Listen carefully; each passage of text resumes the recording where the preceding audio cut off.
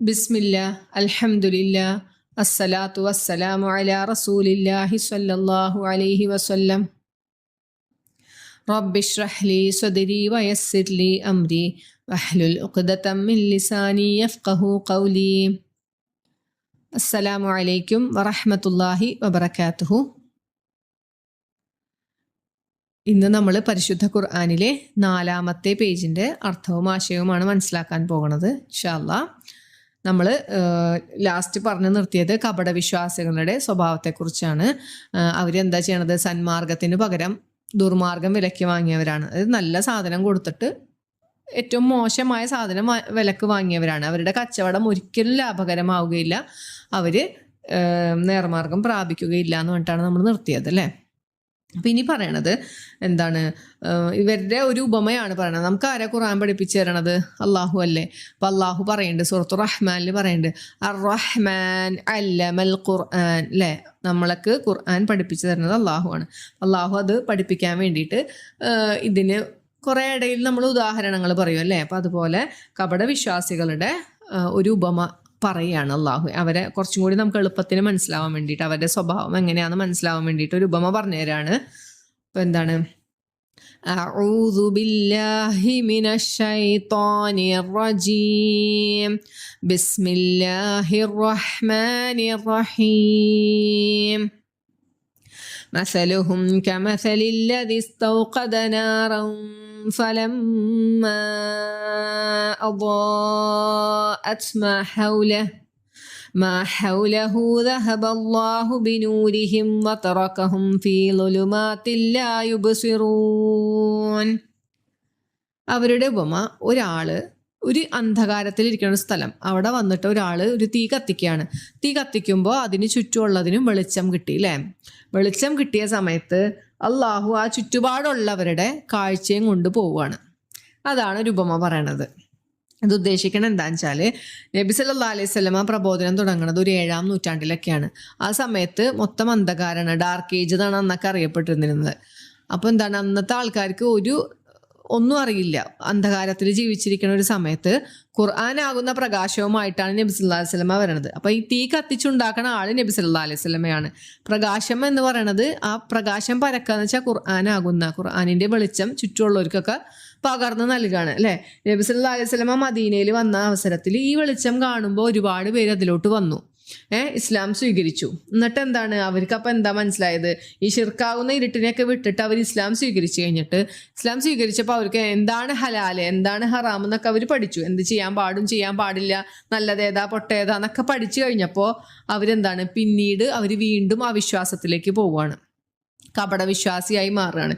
ഇവിടെ വിശ്വാസം കാണിക്കും, പക്ഷേ മനസ്സിൻ്റെ അകത്ത് വിശ്വാസമില്ലാത്ത ആൾക്കാരായി മാറുകയാണ്. അതാണ് ഈ പറയണത്. പിന്നെ അവരെ കുറിച്ച് പറയാണ്, സുമ്മും ബുഖ്മുൻ ഉമ്യും ഫഹും ലാ യർജിഊൻ. അവര് ബധിരന്മാരും ഊമകളും അന്ധന്മാരുമാണ്, അവർ മടങ്ങുകയില്ല. എന്താണെന്ന് വെച്ചാൽ അവർക്ക് വേണ്ടപ്പെട്ട കാര്യങ്ങൾ, നല്ല കാര്യങ്ങൾ കേട്ട് മനസ്സിലാക്കാനോ, യാഥാർത്ഥ്യങ്ങൾ വാ തുറന്നൊന്ന് സംസാരിക്കാനോ, കണ്ണുകൊണ്ട് നേരിട്ട് കാണാനോ ഒന്നും ഇവർക്ക് പറ്റൂല. അങ്ങനത്തെ ആൾക്കാരെ പറ്റി അള്ളാഹു ഒരു ഉപമ രൂപത്തിൽ പറയണം. അവർക്ക് കണ്ണ് കാണൂല, കേൾക്കൂല, സംസാരിക്കാനും കഴിയാത്തവരായ നിലയിൽ അവരിനി ഒരിക്കലും തിരിച്ച് ഇസ്ലാമിലോട്ട് തിരിച്ചു വരികയില്ല എന്നാണ് അള്ളാഹു പറയണത്. അപ്പോൾ ഇതെന്താണ്? വിശ്വാസം ഒരു തരി പോലും മനസ്സിൻ്റെ അകത്തില്ലാത്ത കപട വിശ്വാസികളെ കുറിച്ചിട്ടാണ് ഇപ്പോൾ ഈ പറഞ്ഞത്. ഈ 2 വചനങ്ങൾ പറഞ്ഞത് അതാണ്. അടുത്തൊരു ആയത്തിൽ പറയണത് എന്താണെന്ന് വെച്ചാൽ, കപട വിശ്വാസികൾ തന്നെയാണ് അവരും, പക്ഷെ അവർക്ക് ഒട്ടും വിശ്വാസമില്ലായ്കയില്ല, കുറച്ചൊക്കെ വിശ്വാസം ഉണ്ട് അവർക്ക്. പക്ഷെ എന്നാലും ഇടയ്ക്കിടയ്ക്ക് സംശയവും ആശയക്കുഴപ്പമൊക്കെ വരും. അവർക്കൊരു ദൃഢതയില്ല. അവരുടെ ആ ദുർബലത കാരണം അവർക്ക് ഇസ്ലാമിൽ ഉറച്ചു നിൽക്കാൻ പറ്റണില്ല. അങ്ങനത്തെ ഒരാൾക്കാരുടെ ഉപമ പറയാണ്. എന്താണ്? ആകാശത്ത് നിന്നൊരു വലിയൊരു പേമാരി പെയ്യാണ്. രാത്രി അന്ധകാരമാണ്, അതിൽ രാത്രിയുടെ ഇരുട്ടും ഉണ്ട്, മഴക്കാറിൻ്റെ ഇരുട്ടും എല്ലാം കൂടിയും ഒന്നും കാണാൻ പറ്റാത്തൊരു അത്ര ഇരുട്ട്. ആ ഇരുട്ടിൽ ഈ മഴ പെയ്യുമ്പോൾ ഇടിയും മിന്നലും ഒക്കെ ഉണ്ട്. അപ്പം ഈ ഈ ഇടിമിന്നലിൻ്റെ ഇടിമിന്നൽ പേടിച്ചിട്ട് ഈ സൗണ്ട്, ഇടിയുടെ സൗണ്ട് പേടിച്ചിട്ട് ഇവരുടെ വിരലുകൾ കാതിൽ വെക്കുകയാണ്. നമ്മൾ സാധാരണ കാതടക്കി എങ്ങനെയാ വിരലിൻ്റെ തുമ്പ് വെച്ചിട്ട് അമർത്തല്ലേ കാത് കേൾക്കാണ്ടിരിക്കാനായിട്ട്. ആ കാത് അപ്പോഴും നമുക്ക് ചെറുതായിട്ട് സൗണ്ട് കേൾക്കാല്ലേ. വിരൽ തുമ്പിനെ അറബിയിൽ പറയണത് അനാമിൽ എന്നാണ്. പക്ഷെ ഇവിടെ അള്ളാഹു ഉപയോഗിച്ചേക്കുന്ന പദം ഏതാണ്? അസ്വാബി എന്നാണ്. അസ്വാബി എന്ന് വെച്ചാൽ ഒരു വിരൽ എന്നാണ് അർത്ഥം. അപ്പൊ ഇവര് വിരൽ മുഴുവനും ചവിട്ടിൽ അങ്ങോട്ട് വെക്കുകയാണ്, തിരികെ വെക്കുകയാണ്. എന്താണ്? ഒന്നും കേൾക്കണ്ടെന്ന് അവർക്ക് കേൾക്കാണ്ടിരിക്കാൻ വേണ്ടിയിട്ട് അവര് ഇങ്ങനെ ചെവിയിൽ വിരലുകൾ കയറ്റി വെക്കുകയാണ്. അങ്ങനത്തെ ഒരാളുടെ പോലെയാണ് ഈ. അപ്പൊ അള്ളാഹു പറയാണ് അവിശ്വാസികളെ അള്ളാഹു വലയം ചെയ്തു. ഇവർ ഈ ചെവിയിൽ ഇത് കയറ്റി വെച്ചതുകൊണ്ട് ഇവർക്ക് എന്താണ് കേൾക്കാണ്ടിരിക്കണോ, ഇവർക്കൊന്നും ആപത്ത് വരാണ്ടിരിക്കണമൊന്നുമില്ല. അള്ളാഹു ഇവരെ വലയം ചെയ്തുകൊണ്ട് തന്നെ ഇരിക്കുകയാണ്. അടുത്തൊരായത്തിലും ഇതിന്റെ കണ്ടിന്യൂഷൻ ആണ് പറയണത്. ഈ ഇടിമിന്നൽ ഇവരുടെ കാഴ്ചകളെ വേണമെങ്കിൽ റാഞ്ചി കൊണ്ടുപോകാൻ, അല്ലെ? മിന്നലിന്റെ വെളിച്ചം എന്ന് പറയുന്നത് സൂര്യപ്രകാശം പോലെ നമുക്ക് സുഖമായിട്ട് അങ്ങോട്ട് നടക്കാൻ പറ്റിയ ഒരു വെളിച്ചമല്ലല്ലോ. മിന്നലിന്റെ പ്രകാശം ഇവരുടെ കണ്ണിന്റെ കാഴ്ചകളെ റാഞ്ചി എടുക്കാൻ കഴിയുന്നതാണ്. അപ്പൊ ഈ മിന്നലിന്റെ വെളിച്ചം വരുമ്പോ ഇവരതിൽ കൂടെ നടക്കും. ഇനി മിന്നലില്ലാണ്ട് ഇരുട്ടാകുമ്പോ അവരവിടെ നിൽക്കും. അങ്ങനെയാ പറഞ്ഞത്. അതെന്താ ഉദ്ദേശിക്കണമെന്ന് വെച്ചാൽ ദീനില് എന്തെങ്കിലും നന്മ വരൂലേ, നല്ല കാര്യങ്ങളൊക്കെ കിട്ടുമ്പോൾ ഇവര് ദീനിൽ ഭയങ്കര ഉഷാറായിരിക്കും. ഇപ്പൊ ഒരു യുദ്ധം കഴിഞ്ഞു ഗനീമത്ത് സ്വത്ത് കിട്ടണ ഒരു സമയാന്നൊക്കെയാ ഇവരൊക്കെ എന്താ നേട്ടോണപ്പം അല്ലെ, അവിടെ ചെന്നിട്ടുണ്ടെങ്കിൽ ദീനിൽ ഉണ്ടെങ്കിൽ അപ്പൊ അവര് ദീനിൽ ഭയങ്കര ഉഷാറായിട്ടുണ്ടാവും, ആക്റ്റീവായിട്ട് ഇവരുണ്ടാവും. ഇനി അല്ല, ഒരു യുദ്ധത്തിന് പോകാൻ വേണ്ടി വിളിക്കുകയാണെങ്കിലോ ഇവര് പല പല കാരണങ്ങൾ പറഞ്ഞ് യുദ്ധത്തിൽ പോവാണ്ട് പരമാവധി ഒഴിഞ്ഞു നിൽക്കാൻ നോക്കും. അപ്പൊ എന്തെങ്കിലും ഒരു ബുദ്ധിമുട്ട് ദീനിൽ വരുമ്പോൾ ഇവരവിടെ സ്റ്റോപ്പാവും.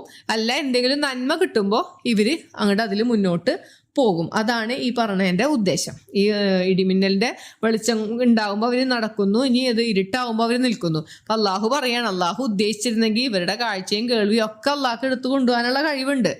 പക്ഷെ അള്ളാഹു അങ്ങനെ അവരെ ഒന്നിച്ചങ്ങോട്ട് നശിപ്പിക്കാൻ തയ്യാറാവുന്നില്ല, ഉദ്ദേശിച്ചിട്ടില്ല.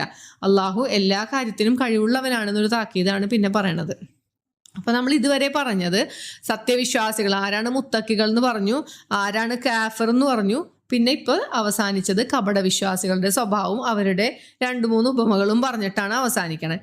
ഇനി അള്ളാഹു ചെയ്യണത് ഈ ലോകത്തുള്ള മൊത്തം ജനങ്ങളെ വിളിച്ചുകൊണ്ട് ആണ് സംസാരിക്കണത്. അപ്പൊ അതിലെല്ലാവരും പെടും, മുത്തക്കിയും കപടവിശ്വാസിയും കാഫറും എല്ലാം പെട്ട ഒരു സമൂഹത്തിനെ. ഒരിക്കലും ഇത് മുസ്ലിങ്ങളുടെ മാത്രം ഗ്രന്ഥമല്ല അല്ലെ. ഖുർആൻ എന്ന് പറയുന്നത് ജനങ്ങൾക്ക് വേണ്ടി അള്ളാഹു അവതരിപ്പിച്ചിട്ടുള്ളതാണ്. ഇതുവരെ അള്ളാഹു യാ അയ്യുഹല്ലദീന ആമനു എന്ന് വിളിച്ചിട്ടില്ല കേട്ടാ. അപ്പൊ ആദ്യമായിട്ട് അള്ളാഹു വിളിക്കണത് യാ അയ്യുഹന്നാസ് എന്നാണ്. നാസ് എന്ന് വെച്ചാൽ ജനങ്ങളെ എന്നാണ് വിളിക്കണത്. ഹേ ജനങ്ങളെ. അടുത്ത ആയത്ത് പറയണ എങ്ങനെയാണ്? യാ അയ്യുഹന്നാസ് ഉഅ്ബുദൂ റബ്ബകുമുല്ലദീ ഖലഖകും വല്ലദീന മിൻ ഖബ്ലികും ലഅല്ലകും തത്തഖൂൻ. എന്താണ്? ഹേ ജനങ്ങളെ, നിങ്ങൾ അള്ളാഹുവിനെ ആരാധിക്കുവിൻ. എങ്ങനത്തെ അള്ളാഹു? നിങ്ങളെ സൃഷ്ടിച്ചു, നിങ്ങളുടെ മുമ്പുള്ളവരെ സൃഷ്ടിച്ചു. അങ്ങനെയുള്ള അള്ളാഹുവിനെ നിങ്ങൾ ആരാധിക്കുവിൻ, നിങ്ങൾ സൂക്ഷ്മത പാലിക്കുന്നവരായേക്കാം എന്നാണ് പറയണത്. അപ്പൊ ഇതില് അബദാന്ന് വെച്ചാൽ ആരാധിച്ചു എന്നൊരർത്ഥം ഉണ്ടല്ലേ. ഇവിടെ ഉദ്ദേശിക്കുന്നത് നമ്മൾ ഈ പ്രാർത്ഥനയും നമസ്കാരവും മാത്രമാണോ ഈ ആരാധന എന്ന് പറഞ്ഞുകൊണ്ട്, അല്ലെങ്കിൽ ഖുർആൻ പാരായണമാണോ ഉദ്ദേശിക്കണത്? നമ്മളൊരു ദിവസം ഫുള്ളായിട്ട് എടുക്കുമ്പോൾ അതിൽ നമ്മൾ മാക്സിമം എത്ര സമയം ഈ ആരാധനാ കർമ്മങ്ങൾക്ക് ചെയ്യാൻ വേണ്ടി നിൽക്കുന്നുണ്ടാവും? മാക്സിമം ഒരു 1-2 മണിക്കൂർ അല്ലെ. ബാക്കി ഉള്ള 22 മണിക്കൂർ നമ്മൾ ജീവിക്കുകയാണ്, ഇവിടെ നമ്മുടെ ആവശ്യങ്ങൾക്കായിട്ട് ജീവിക്കുകയാണ്. അപ്പൊ ആ ഒരു 2 മണിക്കൂർ മാത്രം അള്ളാഹുവിനെ ഓർത്താൽ മതി എന്നാണോ പറയണത്? അങ്ങനെയല്ല. നമ്മളുടെ ജീവിതത്തിൽ അള്ളാഹുവിനെ അനുസരിക്കുക എന്നാണ് ഇവിടെ ഉദ്ദേശിച്ചത്.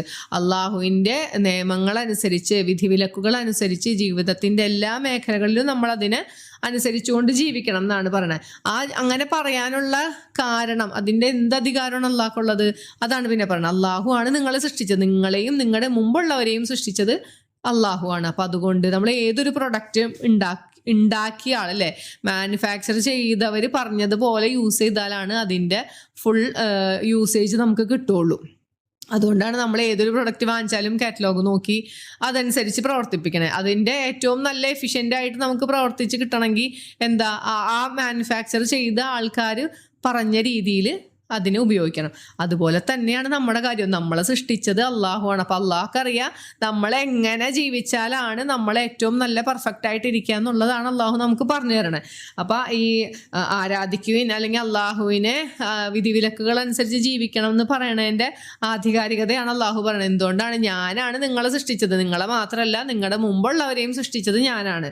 അപ്പം അതുകൊണ്ട് നിങ്ങൾ എൻ്റെ വിധിവിലക്കുകൾ അനുസരിച്ച് ജീവിക്കണം എന്നാണ് ഈ പറയണത്. പിന്നെ അള്ളാഹുവിൻ്റെ ക്വാളിറ്റി പറയാണ്, നിങ്ങളെ സൃഷ്ടിക്കുക മാത്രമാണോ ചെയ്തത്? അല്ല, ഇനിയും പറയാണ് എന്താണ്, അല്ലദീ ജഅല ലക്കുമുൽ അർദ, ഭൂമിയെ നിങ്ങൾക്ക് ആക്കി തന്നു. ഫിറാഷ എന്ന് വെച്ചാൽ വിരിപ്പ് എന്നാണ് അർത്ഥം. അപ്പോൾ നിങ്ങൾക്ക് ഒരു വിരിപ്പാക്കി തന്നു. ഭൂമി ഒരു പരന്ന സാധനമല്ല അല്ലേ, ഒരു ഗോളാകൃതിയാണ്. അത് എന്നിട്ട് സ്വന്തമായി കറങ്ങിക്കൊണ്ടിരിക്കുന്നുണ്ട് ഭൂമി. പിന്നെ ഈ സൂര്യനെ വലം വെക്കുന്നുണ്ട്. അങ്ങനെ ഒരു കറങ്ങണ ഒരു സാധനത്തിന്റെ മുകളിൽ ഇത്ര സിമ്പിളായിട്ട് നമുക്ക് ജീവിക്കാൻ പറ്റും. നമ്മളിപ്പോൾ ചെറിയ ഒരു ബോൾ എടുക്കുക, ആ ബോളിന്റെ മുകളിൽ ഒരു ഉറുമ്പിനെ വെച്ചിട്ട് ഈ ബോൾ ഉരുണ്ടുകൊണ്ടിരിക്കുകയാണ് എന്ന് വിചാരിച്ചാൽ ആ ഉറുമ്പിന് എത്രത്തോളം സുഖമായിട്ടാകുമ്പോൾ നിൽക്കാൻ പറ്റൂലല്ല. പക്ഷെ അള്ളാഹു നമുക്ക് എങ്ങനെയാണ് ഭൂമിയെ നമുക്ക് നമ്മുടെ ഇഷ്ടത്തിന് ജീവിക്കാനായിട്ട് അള്ളാഹു നമുക്ക് പാകപ്പെടുത്തി തന്നു. അതാണ് നമുക്ക് നോക്കുമ്പോൾ എവിടെയെങ്കിലും റോട്ടിൽ കൂടെ പോകുമ്പോഴോ എവിടെയെങ്കിലും പോകുമ്പോൾ നമുക്ക് ഈ ഭൂമി ഉരുണ്ടതായിട്ട് നമുക്ക് ഫീൽ ചെയ്യുന്നുണ്ടോ? ഇല്ല, നമുക്കിതൊരു പരന്ന വിരിപ്പ് പോലെ അള്ളാഹു നമുക്ക് വിശാലമാക്കി തന്നേക്കാണ് ഭൂമിനെ. അതാണ് പറയണത്. പിന്നെന്താ, ആകാശത്തിനെ നിങ്ങൾക്കൊരു മേൽക്കൂരയാക്കി തന്നു. മോളിൽ നിന്നുള്ള ഈ അൾട്രാവയലറ്റും ഇതൊന്നും എത്താണ്ട് നമ്മളെ പ്രൊട്ടക്ട് ചെയ്ത് നിൽക്കണ കുറേ പാളികളുണ്ട് അല്ലേ, കുറേ ലെയേഴ്സ് ഉണ്ട്. അപ്പോൾ ആകാശത്തിന് നിങ്ങൾക്കൊരു കെട്ടിടം അല്ലെങ്കിൽ ഒരു മേൽക്കൂരയാക്കി തന്നു. പിന്നെ അള്ളാഹു നമുക്ക് തന്നിട്ടുള്ള അനുഗ്രഹത്തിനെ കുറിച്ച് പറയാണ്, ആകാശത്ത് നിന്ന് വെള്ളം ഇറക്കി തന്നു. മഴയാകുന്ന അനുഗ്രഹത്തെ. ഈ വെള്ളം ഇല്ലെങ്കിൽ നമുക്ക് ഇവിടെ ജീവിക്കാൻ പറ്റുമോ? ഈ ഭൂമിനെ തന്നു, ആകാശമൊക്കെ തന്നു. ഇവിടെ ജീവിക്കണമെങ്കിലുള്ള സാധനങ്ങളൊക്കെ തരുന്നതും അള്ളാഹു തന്നെയാണ്. അപ്പോൾ ആകാശത്ത് നിന്ന് മഴവെള്ളത്തെ ഇറക്കി തന്നു. ആ മഴവെള്ളം കൊണ്ടാണ് നമുക്ക് ഭൂമിയിൽ നമ്മുടെ ആഹാരത്തിന് ആവശ്യമുള്ള ഫലങ്ങളൊക്കെ മുളപ്പിച്ച് അള്ളാഹു തരുന്നത്. ഇതൊക്കെ ചെയ്തു തന്ന അള്ളാഹുവിനെ നിങ്ങൾ അറിഞ്ഞും കൊണ്ട് തന്നെ സമന്മാരെ ഉണ്ടാക്കരുതെന്നാണ് പറയണത്. അന്താദെന്ന് വെച്ചാൽ സമന്മാർ അല്ലെങ്കിൽ തുല്യന്മാർ. ചിലവരെന്താണ് അള്ളാഹുവിനോടും പ്രാർത്ഥിക്കും, തുല്യനായിട്ട് തന്നെ ബാക്കിയുള്ള ഔലിയാക്കളെയും എല്ലാവരെയും വിളിച്ച് പ്രാർത്ഥിക്കും അല്ലേ. അപ്പൊ അള്ളാഹുവിന് ഇത് പറയാനുള്ള ആധികാരികതയാണ് അള്ളാഹു പറയണത്. അള്ളാഹുവിനെ മാത്രം ആരാധിക്കണം എന്ന് പറയണതിന്റെ റീസൺസ് ഇത്രയും കാര്യങ്ങളുണ്ട്. ഇതൊക്കെ നമുക്ക് ചെയ്തെന്ന് അള്ളാഹുവാണ്. അള്ളാഹ് അല്ലാണ്ട് വേറൊരാൾക്കും അള്ളാഹു ഇത് തടഞ്ഞു വെച്ചാൽ നമുക്കിത് കൊണ്ടുവന്ന് തരാൻ ആരുമില്ല. അപ്പൊ അത്രയുമുള്ള കാര്യങ്ങളൊക്കെ പറഞ്ഞിട്ട് അള്ളാഹു പറയാണ്, അതുകൊണ്ട് നിങ്ങൾ ഒരിക്കലും എനിക്ക് സമന്മാരെ ഉണ്ടാക്കരുത്. അത് കഴിഞ്ഞിട്ട് അള്ളാഹു പറയാണ്, ഞാൻ ഇത് എൻ്റെ അടിയാന്, അതായത് നമ്മുടെ പ്രവാചകന് നബി സല്ലല്ലാഹു അലൈഹി വസല്ലമയ്ക്ക് അവതരിപ്പിച്ചത് ഈ ഖുർആനിൽ നിങ്ങൾക്ക് ഇനി സംശയം എന്തെങ്കിലും ഉണ്ടെങ്കിൽ നിങ്ങളൊരു കാര്യം ചെയ്യും. എന്നാൽ ഇതുപോലത്തെ ഈ ഗ്രന്ഥം മുഴുവനായിട്ട് അള്ളാഹു പറയില്ല കേട്ടോ, ഏറ്റവും സിമ്പിളായിട്ടാണ് നമ്മളെ വെല്ലുവിളിക്കണത്. ഇതുപോലെയുള്ള ഏതെങ്കിലും ഒരു സൂറത്ത് നിങ്ങൾ കൊണ്ടുപോകാന്നാണ് അള്ളാഹു പറയണത്. ഇത് ചിലവർ പറയുമല്ലോ പ്രവാചകൻ എഴുതിയതാണ്, അവർക്ക് സംശയമാണ് മൊത്തം, നബിക്ക് ഭ്രാന്താണ്, കവിയാണ്, അങ്ങനെയൊക്കെയാണ് പറഞ്ഞുകൊണ്ടിരുന്നത്. ഇത് ഒരിക്കലും അള്ളാഹുവിൽ നിന്നുള്ളതെന്ന് അവർക്ക് വിശ്വസിക്കാൻ തയ്യാറില്ല. അപ്പോൾ നിങ്ങൾക്ക് അങ്ങനെ എന്തെങ്കിലും ഒരു സംശയം ഉണ്ടെങ്കിൽ നിങ്ങൾ ഇതുപോലെയുള്ള ഒരു സൂറത്തെങ്കിലും ഇങ്ങോട്ട് കൊണ്ടുപോവാ. നിങ്ങൾ ലോകത്തുള്ള അള്ളാഹുവിനെ ഒഴിച്ച് വേറെ ആരെ വേണമെങ്കിലും കൂട്ടുപിടിച്ചോ, എത്ര ആൾബലം ഉണ്ടെങ്കിലും കുഴപ്പമില്ല, ഇതുപോലത്തെ ഒരു സൂറത്തെങ്കിലും കൊണ്ടുവരാൻ പറ്റുമോ നിങ്ങൾ സത്യവാന്മാരാണെങ്കിൽ എന്നാണ് അള്ളാഹുവിൻ്റെ വെല്ലുവിളി കേട്ടോ.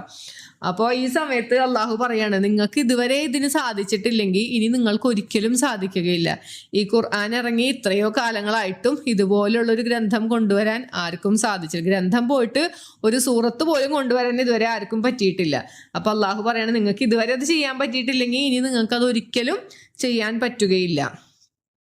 അപ്പൊ എന്താണ്, ഇത് ചെയ്യാൻ പറ്റിയില്ലെങ്കിൽ നമ്മൾ മനസ്സിലാക്കണം, ഇത് മനുഷ്യനെ കൊണ്ട് പറ്റിയൊരു കാര്യമല്ല, ഇത് അള്ളാഹുവിൽ നിന്നുള്ള ഗ്രന്ഥമാണെന്ന് മനസ്സിലാക്കണം. അത് മനസ്സിലാക്കാൻ പറ്റാത്തവരെന്താ ചെയ്യേണ്ടത്? നരകത്തെ സൂക്ഷിച്ചു കൊള്ളാനാണ് പറയുന്നത്. എങ്ങനെയുള്ള നരകമാണ്? അവിടുത്തെ നരകത്തിന്റെ ഇന്ധനം മനുഷ്യനും കല്ലുകളുമാകുന്നു. അപ്പൊ അങ്ങനെയുള്ള നരകത്തെ നിങ്ങൾ സൂക്ഷിച്ചു കൊള്ളുവിൻ. അത് അവിശ്വാസികൾക്കായി അള്ളാഹു ഒരുക്കി തയ്യാറാക്കി വെച്ചിട്ടുണ്ട് എന്നാണ് പറയണത്. അപ്പൊ ഈ കല്ലുകൾ എന്ന് പറയണത് മറ്റേ ഇബ്നു മസ്ഊദ് റളിയല്ലാഹു അൻഹു പറയുന്നുണ്ട്, അത് എന്താണ്, എളുപ്പം ആളിക്കത്തുന്നതും അതിന് അസഹ്യമായ നാറ്റമുള്ളതുമായ ഒരു തരം ഗന്ധക്കല്ലുകളാണ് നരകത്തിലെ കല്ലുകൾ എന്നാണ് പറയണത്. ഇബ്നു മസ്ഊദ് റളിയല്ലാഹു അൻഹും മുജാഹിദ് റളിയല്ലാഹു അൻഹു ആണ് ഇത് പറയണത്, റിവായത്തിൽ വന്നിട്ടുള്ളത്, അവർ പറഞ്ഞിട്ടുള്ളത്. അപ്പം അങ്ങനെയുള്ള ഒരു നരകത്തെ നിങ്ങൾ കാത്തു സൂക്ഷിച്ചുകൊള്ളൂ എന്നാണ് പറയണത്. അപ്പം ഇത്രയേ ഉള്ളൂ ഈ ഒരു പേജിൽ. ആയത്ത് 17 തൊട്ടിട്ട് 24 വരെയാണ് ഈ ഒരു പേജിലുള്ളത്. അപ്പം ഇതിൽ പറഞ്ഞത് ആദ്യത്തെ പോർഷൻ അവിശ്വാസികളായ കപടവിശ്വാസികളുടെ ഉപമ പറഞ്ഞു. അത് കഴിഞ്ഞിട്ട് മൊത്തം ജനങ്ങളെ വിളിച്ചുകൊണ്ട് അള്ളാഹുവിനെ ആരാധിക്കുവാനാണ് പറഞ്ഞത്. ഈ അള്ളാഹുവിനെ ആരാധിക്കുവാൻ ഉള്ള കാരണങ്ങൾ എന്തൊക്കെയാണ് അള്ളാഹു നമുക്ക് ചെയ്തു തന്നിട്ടുള്ളത് എന്ന് പറഞ്ഞു. പിന്നെ അള്ളാഹുവിൻ്റെ ഒരു വെല്ലുവിളിയാണ്, ഇനി നിങ്ങൾക്ക് ഇതൊന്നും വിശ്വാസം ഇല്ലെങ്കിൽ നിങ്ങൾ ഇതുപോലുള്ളവരെ കൊണ്ടുപോവാ എന്ന് അങ്ങനെയാണ് പറയണത്. അപ്പം അത്രയേ ഉള്ളൂ ഈ ഒരു പേജിൽ നമുക്ക് മനസ്സിലാക്കാനായിട്ട്. അപ്പോൾ നിർത്താം ഇൻഷാ അല്ലാ. നെക്സ്റ്റ് പേജ് അടുത്ത ഒരു ഓഡിയോയിലായിട്ട് വരും. പറഞ്ഞതിൽ എന്തെങ്കിലും തെറ്റുകൾ പറ്റുകയോ അല്ലെങ്കിൽ എന്തെങ്കിലും ഉണ്ടെങ്കിൽ അറിയിക്കണം. പിന്നെ ക്ലിയർ ആയിട്ടുണ്ടാവുമെന്ന് വിചാരിക്കണം. അപ്പോൾ നമുക്കിവിടെ നിർത്താം. സുബ്ഹാനക അല്ലാഹുമ്മ വബിഹംദിക അഷ്ഹദു അൻ ലാ ഇലാഹ ഇല്ലാ അൻത അസ്തഗ്ഫിറുക വഅതൂബു ഇലൈക്. അസ്സലാമു അലൈക്കും വറഹ്മത്തുള്ളാഹി വബറകാതുഹു.